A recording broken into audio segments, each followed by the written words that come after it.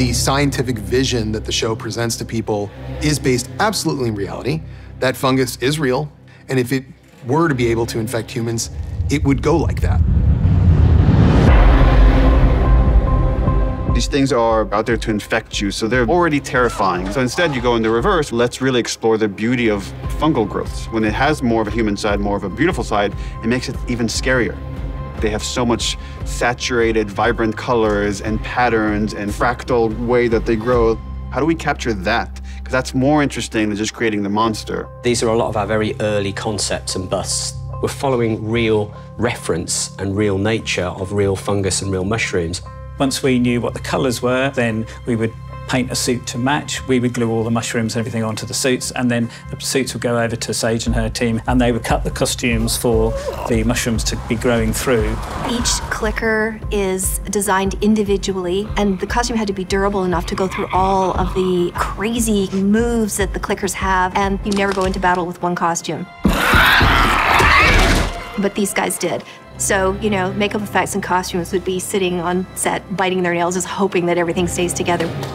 One of the changes that Neil and I felt we needed to make was the way the fungus would spread. We started looking at something called mycelium, which are these threads that make up fungus. And the idea that if you are infected, these threads grow in you and begin to come out through your throat. The nightmare of being infected by someone doing something that is as human and beautiful as a kiss felt horrifying to us. The prosthetics were so good that the clickers really felt real. Well, I didn't want to look at them. I didn't want that in my head to go on and sleep, and then you have to be kind of like, hi, how are you? It's not just what they look like, it's the physicality and the way that they move is what makes them so creepy, but impressive. When I start working with actors, we get into the zone of being the character rather than playing the characters. It had to feel like nature was unfolding in a scary, scary way. The clickers performers were outstanding. Working with Terry was amazing. At the end of our cul-de-sac scene, Terry and I conducted a mocap session with all the stunt actors. And we put all these actors in these gray suits that they can have little tracking dots put on them. And then the cameras can pick up all of these little nuanced motions. And it's just to collect a library of movements to guide the digital characters, whether it would be jumping or running, crawling out of holes, whether they're attacking somebody in full flight or messing with them on the ground. And we use that basically to replicate their motions onto a CG character.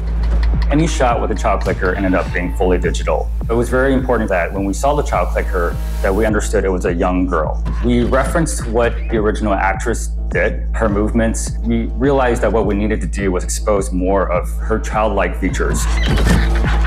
One of the scarier monsters that I've ever seen is the bloater. We were debating quite a bit whether we want to have a bloater in this season or not. Craig called me and was like, okay, what if we did the bloater?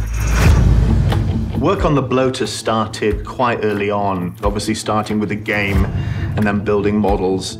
For the design process of the bloater, we had all the intentions in the beginning to shoot the bloater practically. We changed the design of the bloater a little bit from the prosthetic suit, just enough to know that we wouldn't be able to get away with using practical bloater and CG bloater in the same sequence. When he emerged out of the hole, it was an amazing moment watching such an iconic character from the game become a reality. I don't know how to describe this feeling of pride that the set design, the costume design, the look of the clickers, the sound of the clickers, we worked so hard to make sure they sounded just like the game. I watch it and I get emotional because it does it justice and then some. There's something really beautiful and moving about that.